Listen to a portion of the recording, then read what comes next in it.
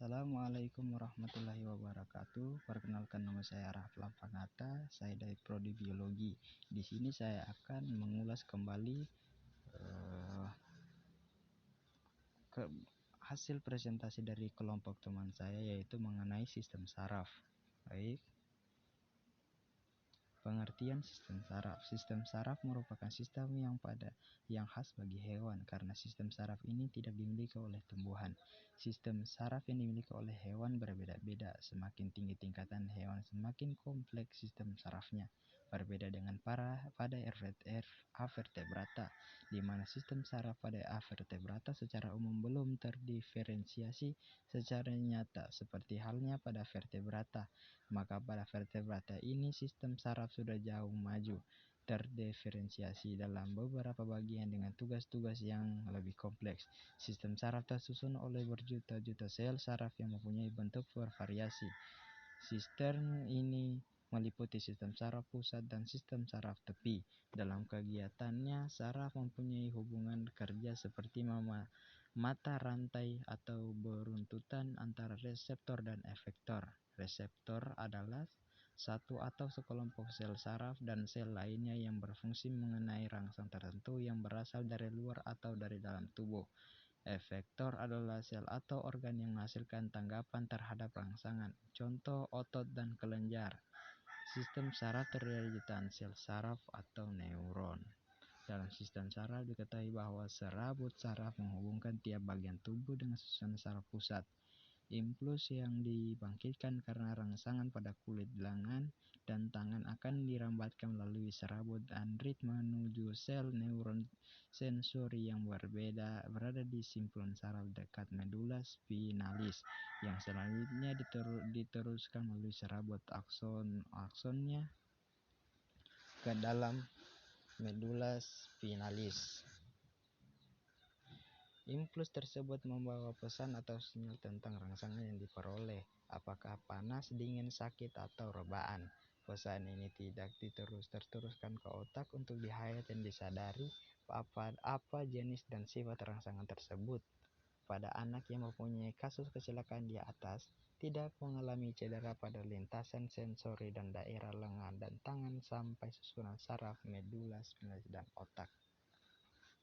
Pada dasarnya sistem saraf vertebrata mirip dengan manusia karena sama-sama mempunyai sistem saraf pusat. Perbedaannya terletak pada tingkat kesempurnaannya atau tingkat perkembangannya. Hewan-hewan bertulang belakang memiliki otak yang dapat dibedakan atas 3 bagian. Yang pertama, otak depan tumbuh menjadi otak yang bisa disadari. Lobus olfaktorius berfungsi sebagai lobus pembau. Yang kedua, otak tengah berfungsi sebagai lobus penglihatan. Yang ketiga, otak belakang atau atap otak belakang menebal membentuk otak kecil atau cerebellum yang berfungsi untuk keseimbangan dan koordinasi gerakan. Dasar otak belakang membentuk sumsum penghubung medula oblongata sebagai pusat pengatur denyut jantung, pembuluh darah, dan gerakan pernapasan. Sel saraf neuron. Sel saraf merupakan sel tubuh yang berfungsi mencetuskan dan menghantarkan impuls listrik. Sel saraf merupakan unit dasar dan fungsional eksitabilitas, artinya siap memberi respon apabila terstimulasi. Atau sel saraf mempunyai badan sel soma yang mempunyai lebih dari satu atau lebih tonjolan dendrit. Tonjolan-tonjolan ini keluar dari sitoplasma sel saraf. Satu atau dua ekspansi yang sangat panjang disebut akson. Serat saraf adalah akson dari satu sel saraf, seperti pada gambar di samping. Dendrit dan sel saraf berfungsi sebagai pencetus impuls, sedangkan akson berfungsi sebagai pembawa impuls. Sel-sel saraf membentuk mata rantai yang panjang dan perifer pusat dan sebaliknya. Dengan demikian, impuls diantarkan secara berantai satu neuron ke neuron lainnya. Tempat di mana kontrak antara satu neuron dengan neuron lainnya disebut sinaps. Penghantaran impuls dari satu neuron ke neuron lainnya berlangsung dengan perantaraan zat kimia. Sistem saraf pusat terdiri atas otak dan medula spinalis, dibungkus selaput meninges yang berfungsi untuk melindungi sistem saraf pusat. Pertama, rongga epidural, rongga subdural, dan rongga arachnoid atau subarachnoid space. Ini merupakan tiga lapisan durameter, arachnoid, dan diameter. Di antara lapisan ini terdapat rongga-rongga berikut. Pertama, berada di antara tulang tengkorak dan durameter. Rongga ini berisi pembuluh darah dan jaringan lemak yang berfungsi sebagai bantalan. Yang kedua, berada di antara durameter dan arachnoid yang berisi cairan serosa. Dan yang ketiga, rongga subarachnoid. Ini terdapat di antara arachnoid dan diameter berisi cairan cerebrospinalis. Sistem saraf pada ikan. Ikan mempunyai otak yang pendek, lobus olfactorius, hemisfer cerebral, dan diencephalon kecil, sedangkan lobus opticus dan cerebellum besar. Korda saraf tertutup dengan lengkung-lengkungan neural sehingga mengakibatkan saraf spinal berpasangan pada tiap segmen tubuh. Pada ikan, otak besar dan otak tengah berhubungan dengan saraf penglihatan. Kedua otak ini tidak berkembang baik, sedangkan otak kecil merupakan tempat saraf keseimbangan dan urat gizi otak kecil berkembang dengan baik. Sistem saraf reptilia. Pada reptilia, otak besar berkembang dengan baik sebagai pusat saraf pembau. Otak besar ini meluas sehingga meliputi otak tengah. Otak reptilia terdiri atas dua lobus olfactorius yang panjang, hemisfer cerebral, dua lobus opticus, cerebellum, medula oblongata yang melanjut ke korda saraf. Di bagian hemisfer cerebral terdapat thorax opticus dan syaraf opticus, infundibulum, dan hipofisis. Terdapat dua pasang syaraf kranial. Pasangan syaraf seperti ini menuju ke somit-somit tubuh. Pada lidah terdapat kuncup-kuncup serasa dan terdapat organ pembau dan rongga hidung. Mata dengan kelenjar air mata. Telinga seperti telinga vertebrata rendah. Sistem saraf pada amfibi. Pada amfibi, bagian otak yang berkembang dengan baik adalah otak tengah bagian pusat penglihatan. Otak besar berhubungan dengan indera penciuman dan otak besar berhubungan dengan indera penciuman, dan otak kecil merupakan lengkungan mandatar yang menuju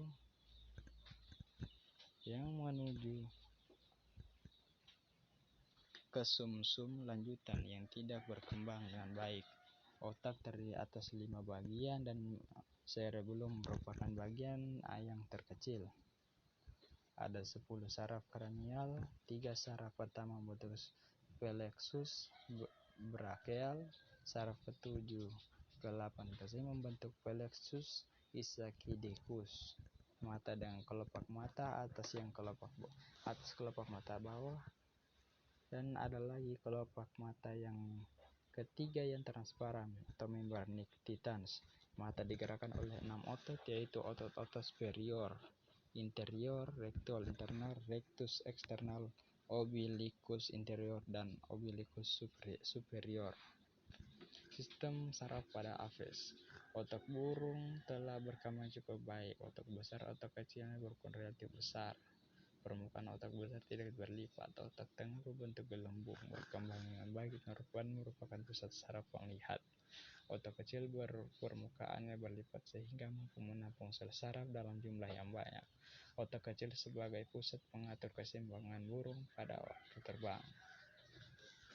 Pertama, otak besar, cerebrum. Otak besar terdiri dari dua belahan yang disebut hemispherium cerebri. Kedua hemispherium atau kanan kiri saling dipisahkan oleh fissura longitudinalis cerebri. Valgus cerebri merupakan perluasan durameter lapisan pembungkus otak besar, nampak menonjol ke dalam visula longitudinalis cerebri. Hemisfer cerebri bagi-bagi dalam daerah-daerah besar: lobus frontalis, lobus parietalis, dan lobus temporalis. Lobus frontalis merupakan bagian yang menonjol ke depan yang menempati fossa cerebri anterior meluas ke dorsal sampai sulcus. Lobus parietalis meluas di sulcus lateralis sampai visula perioto occipitalis dan ke arah lateral sampai setinggal visula lateralis. Bagian permukaan atas lateral lobus parietalis terdiri dari gyrus postcentralis, gyrus parietalis superior, gyrus supramarginalis, dan gyrus anugralis. Bagian lobus parietal terdiri dari lobus paracentralis dan lobus precuneus. Gyrus terpenting adalah gyrus postcentralis yang mengandung cortex sensoris. Lobus occipitalis, yaitu lobus adalah bagian otak besar yang berbentuk seperti piramid terletak di belakang visula. Perioto occipitalis. Lobus temporalis. Bagian lobus temporalis dari hemisferium terletak di bawah visura lateralis sylvie dan berjalan ke belakang sampai visula perioto occipitalis. Permukaan temporalis superior, gyrus temporalis media, dan gyrus temporalis inferior. Batang otak atau brainstem. Batang otak terdiri atas diencephalon, midbrain, pons, medulla oblongata. Dari batang otak keluar 12 palang saraf cranial, yaitu yang pertama neuron olfaktorius. Saraf ini berfungsi sebagai saraf sensasi penghidup yang terletak di bagian atas dari mukosa hidung di sebelah atas konka nasalis superior. Neuron opticus. Saraf ini penting untuk fungsi penglihatan dan merupakan saraf penglihatan dan merupakan saraf referensi sensori khusus. Neuron oculomotorius. Saraf ini mempunyai nukleus yang terdapat pada mesencephalon. Yang keempat, neuron cochlearis. Pusat saraf ini terdapat pada mesencephalon atau saraf ini mensarafi mesenterium oblique yang berfungsi memutar bola mata. Neuron trigeminus. Saraf itu terdiri dari 3 buah saraf, yaitu neuron ophthalmicus, neuron maxillaris, dan neuron medullaris yang merupakan saraf gabungan sensor dan motoris. Yang keenam, neuron abducens berpusat di pons bagian bawah. Kerusakan saraf ini dapat menyebabkan bola mata tidak dapat digerakkan ke lateral dan sikap bola mata yang tertarik ke medial. Neuron facialis. Saraf ini merupakan gabungan saraf aferen yang berfungsi untuk sensasi umum dan pengecapan, sedangkan saraf aferen untuk otot wajah atau kemik. Neuron statocasticus. Saraf ini terdiri dari 2 komponen, yaitu saraf pendengaran dan saraf keseimbangan. Neuron glosopharyngeus. Saraf ini mengurus lidah dan faring. Neuron vagus terdiri atas 3 komponen motorik, komponen sensor, dan komponen saraf parasimpatis. Neuron accessoris. Komponen saraf cranial yang berpusat pada nukleus ambiguus dan komponen spinal yang dari nukleus motoris segmen C123. Dan kedua, neuron hipoglossus merupakan saraf eferen yang mengurus otot-otot lidah. Otak kecil. Otak kecil terdapat bagian belakang kranium menempati fossa cerebri posterior di bawah lapisan durameter. Berat otak kecil sekitar 150 gram atau kira-kira 8% dari berat batang otak seluruhnya. Fungsi otak kecil pada umumnya adalah mengordinasi gerakan otot sehingga gerakan dapat terlaksana dengan sempurna. Otak tengah mesencephalon. Otak tengah terletak di depan otak kecil dan jembatan farol. Di depan otak tengah terdapat talamus dan kelenjar hipofisis yang mengatur kerja kelenjar endokrin. Bagian atas dorsal otak tengah merupakan lobus optikus yang mengatur refleks mata seperti penyempitan pupil mata dan juga merupakan pusat pendengaran. Jembatan farol atau pons faroil. Terdapat farol terisi rambut saraf yang menghubungkan otak kecil bagian kiri dan kanan, juga menghubungkan otak besar dan sumsum tulang belakang. Sumsum tulang belakang atau medulla spinalis. Pada penampang melintang sumsum tulang belakang tampak bagian luar warna putih, sedangkan bagian dalam berbentuk kupu-kupu dan berwarna kelabu. Pada penampakan melintang sumsum tulang belakang pada bagian seperti sayap terwing atas sayap atas disebut tanduk dorsal dan sayap bawah disebut tanduk ventral. Impuls sensori dari respon dihantar masuk ke sumsum tulang belakang melalui tanduk dorsal dan impuls motor dari sumsum tulang belakang melalui tanduk ventral menuju efektor. Terdapat badan sel saraf penghubung asosiasi konektor yang akan menerima impuls dari sel saraf sensori dan akan menghantarnya ke saraf otot motor. Sistem saraf tepi terdiri dari sistem saraf sadar dan sistem saraf tak sadar. Sistem saraf otonom, sistem saraf sadar mengatur aktivitas yang kerjanya diatur oleh otak, sedangkan saraf otonom mengatur aktivitas yang tidak dapat diatur otak, antara lain disebutnya jantung, gerak, saluran pencernaan, dan sekresi keringat.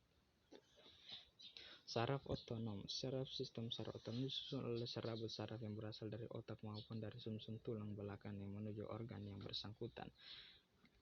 Urat saraf yang terdapat pada pangkal ganglion disebut urat saraf praganglion yang berada pada ujung ganglion disebut urat saraf postganglion. Sekian dan terima kasih. Wassalamualaikum warahmatullahi wabarakatuh.